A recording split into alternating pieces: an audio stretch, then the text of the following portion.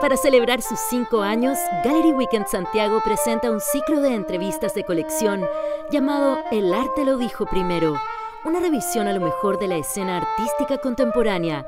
Gallery Weekend Santiago. Gallery Weekend Santiago es el evento que reúne a las mejores galerías de arte contemporáneo de Santiago, de la ciudad. En nuestra celebración de los 5 años hemos presentado a ustedes un ciclo de conversaciones, un ciclo de entrevistas de colección llamadas El arte lo dijo primero. Hoy nos acompaña un tremendo artista, virtuoso pintor, bordea lo irracional en su trabajo, en su trazo, en sus pinturas. José Pedro Godoy, un placer tenerte en este ciclo de conversaciones. Y quería partir inmediatamente preguntándote un poco por cuál es tu relación con la naturaleza, con el deseo un poco, cómo parte tu pintura desde ese punto. Me ha interesado trabajar la naturaleza como un escenario artificial en donde se ubican personajes, donde se ubican escenas. Pensando en la naturaleza más que nada como un marco. Toda mi infancia, adolescencia y gran parte de mi primera juventud pasó en espacios naturales. Y de esa misma forma la iniciación amorosa y erótica fue muchas veces nocturna y a la intemperie. De alguna forma creo que eso marca como una forma muy básica de entender el escenario del erotismo o del deseo.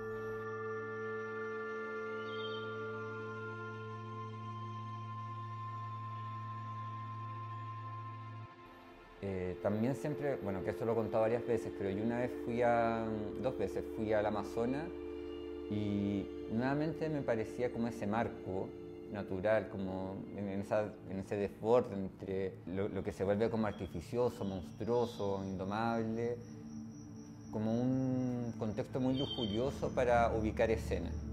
Pero más que como un simbolismo, me atrae eso, como se genera como un cuerpo que recorre o que cubre o que contiene. En ese desborde me gustaría hablar puntualmente del triunfo del amor, que es esta escena erótica inédita en la historia de la pintura chilena, me atrevería a decir, de que son precisamente estas bestias, o lo que entendemos por bestia, en un acto de un acto sexual propiamente tal, un acto de amor.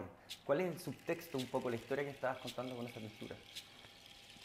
Bueno, todo ese proceso, toda esa investigación, todos los cuadros que hice para esa muestra que fue en el MAVI, era un poco idea sobre la toma de conciencia del amor y el erotismo y como una vinculación entre la idea del buen salvaje o está como muy inspirado por Fragonard, como todas esas ideas del rococó, de escenarios eróticos que suceden en estos jardines.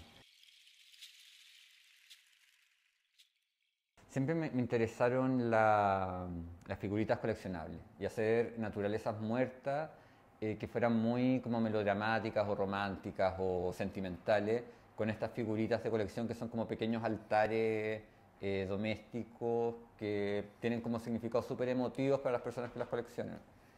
De ahí ya había hecho un gran cuadro que mostré en la Galería Gabriela Mistral que se llamaba Safari, que era una serie de animales, pero que eran figuritas coleccionables de cristal que hacían como este paisaje que era un poco geométrico, muy barroco, como muy lujoso y barato también. Entonces el Triunfo del Amor era como una versión ya como de carne y hueso de esa misma colección. Pero efectivamente hay como una cosa natural que es como muy animal. De que una planta vive y funciona como un hombre. Creo que también terminó siendo como una imagen muy atractiva, que es una cosa que uno no necesariamente sabe que le va a pasar a un cuadro.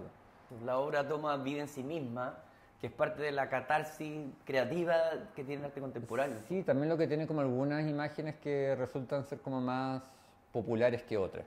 Y en esa popularidad tienen más vidas también. Sí, y claro, quizás podemos hablar de otras obras que te representan más un poco a mí como pintor, como tu lenguaje, pero creo que esa obra esconde algo que estás tocando que es clave, que es lo barroco, ¿no? El sentido barroco bordeando lo cursi, bordeando lo meloso, incluso sentido del humor, Sí, po. sentido del humor y violencia. Yo creo que esas son como hilos conductores en tu trabajo también. Es que, bueno, a mí me gustan mucho las teleseries.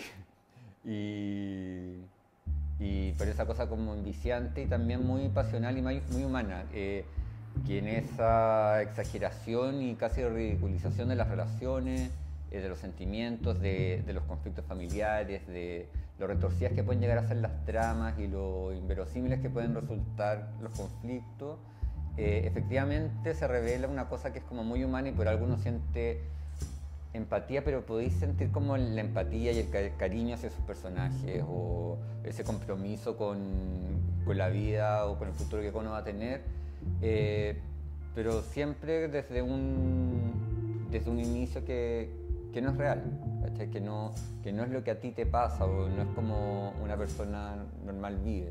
Pero creo que al traer esos puntos, como al exagerar la realidad o volverla como más afectada o más melosa o más dramática, como que podéis llegar mejor o podéis generar como de una forma más intensa esos sentimientos.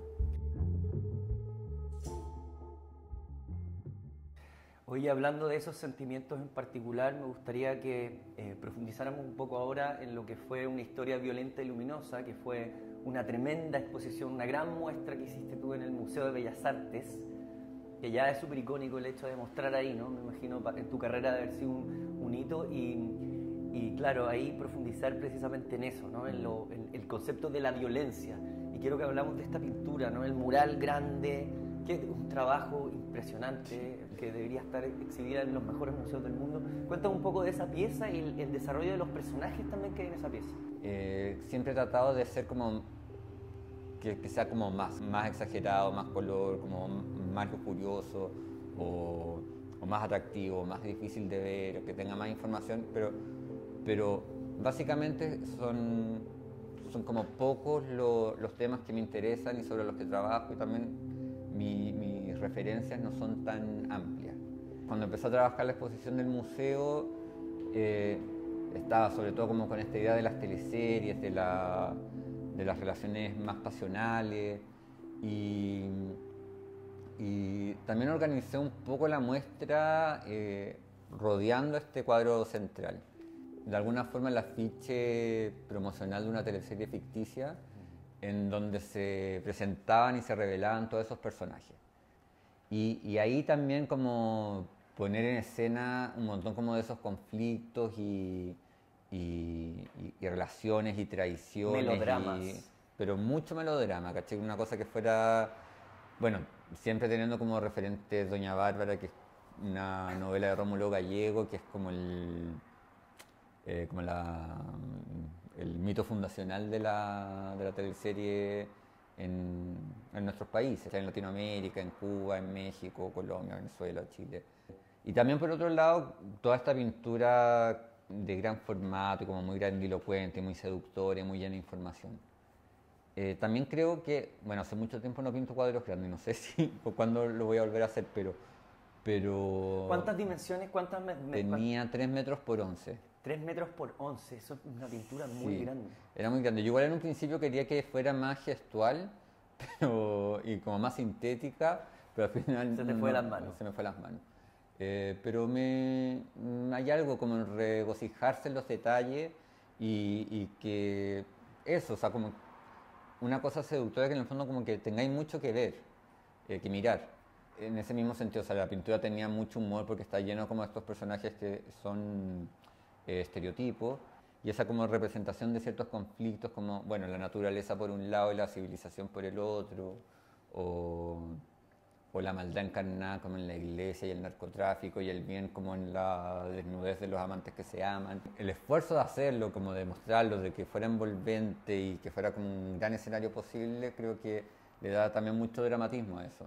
Y tienen algo las pinturas grandes que a mí por lo menos me resultan muy atractivas, así como... De hecho, ese proyecto me tomó 3 años. Yo no sé si volvería, o sea, en estas condiciones, a hacer un proyecto de esas características. ¿Pintaste ese cuadro en particular? ¿El proyecto en general te llevó Sí. 3 años? Wow. Quería profundizar un poco más en esa obra aún, que hay antecedentes también que son curiosos, que son entretenidos, que son trivia, un poco de anecdótico, respecto a que los personajes, tus modelos son modelos reales. Y mucha gente de la que participa de esa obra, los modelos son personajes del mundillo reales también, de la farándula, chicos lindos. Ahí hay un lenguaje intencional también en la búsqueda de tus personajes. ¿Te gusta que también se genere ese objeto de deseo ahí en particular? O sea, principalmente la mayoría de los personajes que salían ahí eran actores. Actores, no todos de teleseries, algunos de teleseries, pero me gusta trabajar con actores. Ese es como como el punto principal, porque al final la diferencia de trabajar con un actor o con un modelo publicitario es que el actor lo puedes dirigir diciéndole cómo vas a hacer este personaje y él cumple ese personaje. No está tan preocupado de cómo se ve o de estar posando, sino de asumir un rol. También poner como objeto de deseo el cuerpo masculino hegemónico también, que tú me estabas hablando en un momento. Sí, porque, bueno, yo no sé cuántas cosas le podéis pedir a un cuadro, ¿cachai? Pero a mí sí me interesa la representación del deseo y me interesa hacer una cosa que sea como atractiva, y sobre todo en esa exposición me interesaba el erotismo, que hubiera una relación del deseo y que tú desearas ver eso. Algo que me interesa mucho es el desnudo masculino, pero el desnudo masculino como a lo largo de la historia como una forma de representar y de construir la misma idea de masculinidad. Y una cosa que me parece muy interesante en eso es que el canon de belleza masculino ha sido muy permanente desde la Grecia arcaica hasta ahora. Absolutamente. Y me parece súper interesante como la misma imagen en distintos periodos del tiempo ha podido significar y representar distintas cosas. Entonces también el uso de ese canon de hombre va para como introducirse en esa tradición, que yo no creo que se vaya a terminar. O sea, si ha existido durante, no sé, 5.000 años, seguramente va a seguir existiendo. Pero hay algo ahí que es interesante, y también uno se pregunta cómo en estas formas como de representar y mostrar y de crear como la idea de hombre y masculinidad, también siempre me parece como muy interesante y muy misterioso las relaciones entre hombres. Pero al mismo tiempo me parecen inasequibles. Yo no sé si... ¿En qué sentido inasequible? Estoy pensando como en relaciones de hombres heterosexuales. Que vistas desde lejos pueden parecer misteriosas, pero no sé si ese misterio al experimentarlo de cerca se desvanece. Creo que un poco también muchos de estos cuadros que hago es como reunir a un grupo de hombres y mirarlos de lejos sin poder descifrar bien qué es lo que están haciendo, ¿cachai? Si es una orgía, un juego, una competencia o nada, y tratar como de darle una lectura misteriosa y erótica. Pero también es como la forma no sé, pues desde el colegio, de ver como a los grupos de hombres de lejos y sentir como una incapacidad de entrar en ese mundo, en esa conversación, en esas formas de entenderse. Y desde muy chico, ¿cachai? ¿Te molestaban en el colegio? Sí, obvio, po. Obvio, o sea, para mí como que la vida fue tener mucho miedo, y creo que después ha sido como un poco aprender a administrar el miedo y moverse en lugares que te resultan seguros. Pero yo no sé si ese miedo se pasa. Como... Queda un saldo presente. Sí, po. Como uno igual trata de ir por la vida tratando de pasar piola para que no te peguen, po, ¿no? O no te maltraten o no te pase algo malo. Porque igual siento así como los hombres homosexuales de contextos más privilegiados sí tenemos una ventaja en relación a otras diversidades o disidencias sexuales. Pero tampoco tenemos nada asegurado, pues, o sea, Exacto. ¿Viste lo que pasó creo que ayer en Madrid, en Malasaña? Sí. Que persiguieron a un niño gay, unos encapuchados, y le escribieron maricón en el culo con cuchillo, ¿cachai? Sí. Y eso no nos puede seguir pasando.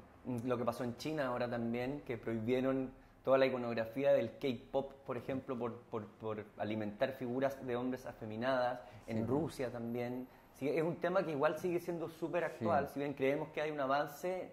Que lo hay, Sí. obvio, pero no estamos a salvo. Y eso te quería preguntar precisamente porque si vemos un poco la historia de la pintura chilena, creo que la temática propiamente tal gay, homoerótica, de dos hombres teniendo una relación desnudo, es bastante inédita también y creo que es uno de los pintores que lo manifestó de una manera súper icónica.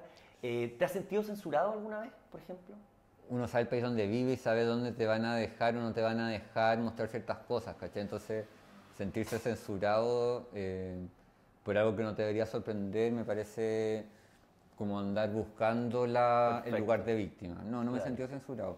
Sí creo que en Chile había, como que siempre hubo, bueno, sigue habiendo como un contexto muy violento para mostrar la sexualidad como una celebración como del deseo y de esa belleza. Violento y culposo. Violento, culposo, pero también como que la violencia siempre ha sido mucho más urgente que el placer. Pero claro, igual hay algo reivindicativo en el placer, como en el goce. Y como tratar de ser libre y lo más feliz posible sin pedir perdón ni permiso por lo que a uno le gusta y por lo que uno es.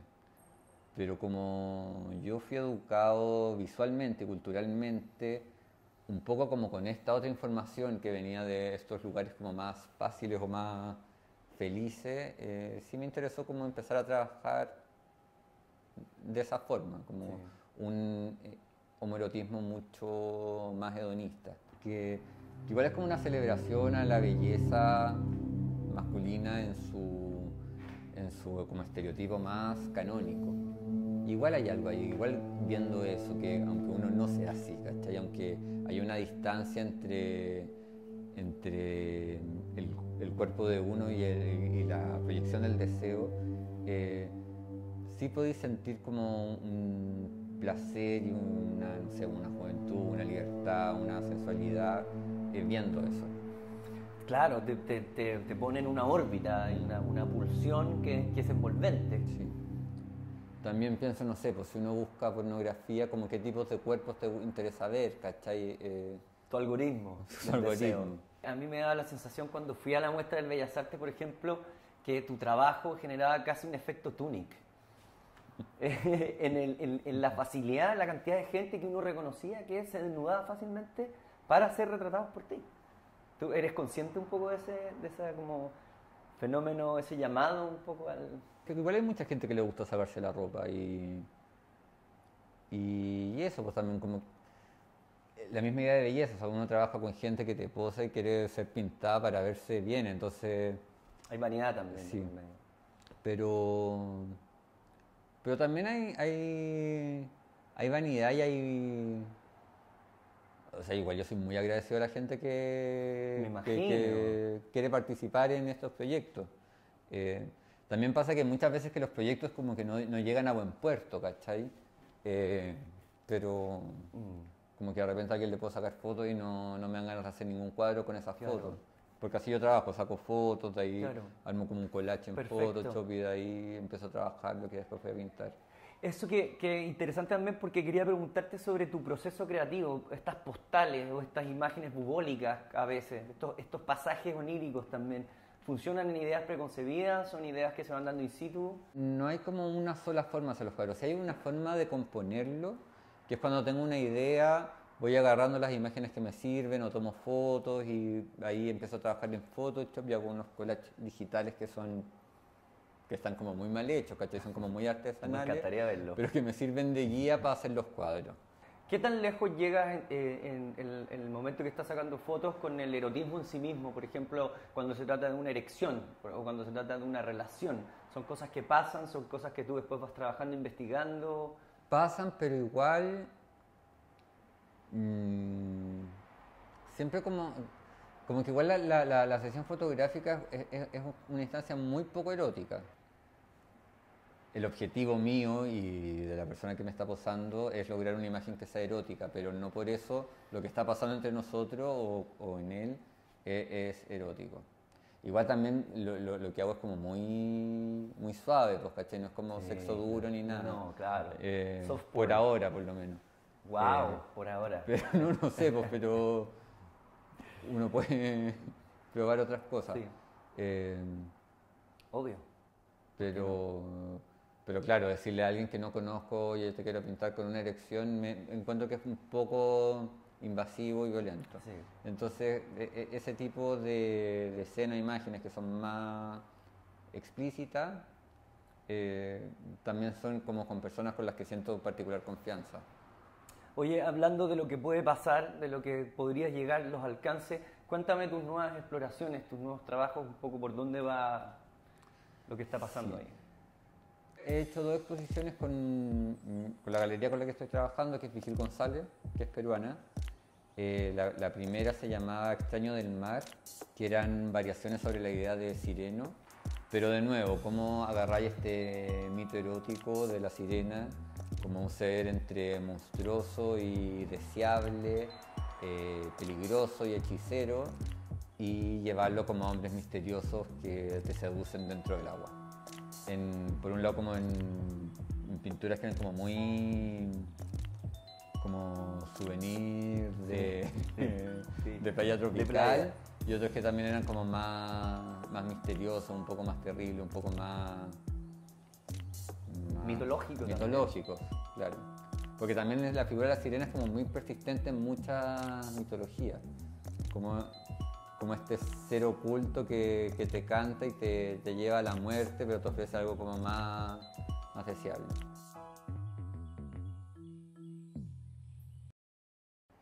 Y la última muestra que hice, también en Vigil González, pero que esa fue online, es Penetrando el fondo del bosque.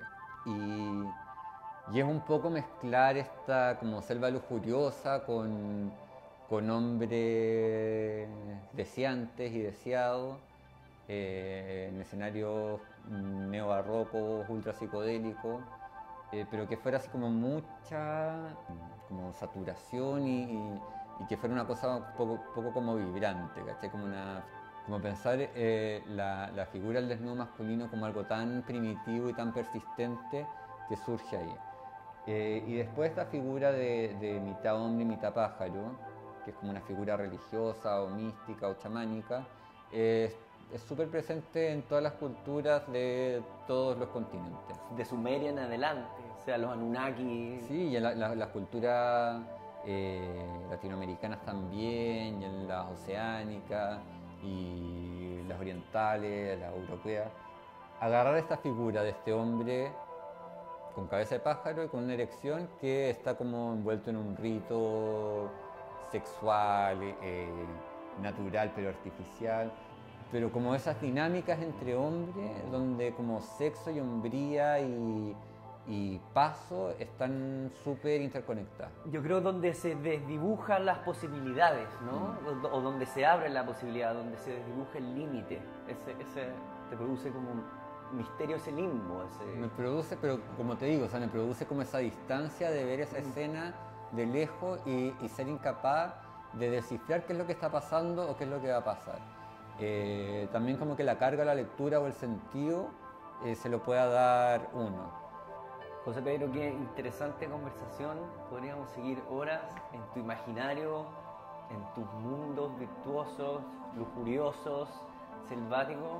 Queremos agradecerte que seas parte de Gallery Week en Santiago en este ciclo de conversaciones. No, gracias a ti por la invitación. Es un privilegio realmente. Los invito a que conozcan todo nuestro ciclo de conversaciones. El arte lo dijo primero, por El Mostrador, Arte B y Canal 13 Cable. Muchas gracias, José Pedro, por ser parte de esta conversación. Gracias a ti. Para celebrar sus 5 años, Gallery Weekend Santiago presenta un ciclo de entrevistas de colección llamado El arte lo dijo primero, una revisión a lo mejor de la escena artística contemporánea. Gallery Weekend Santiago.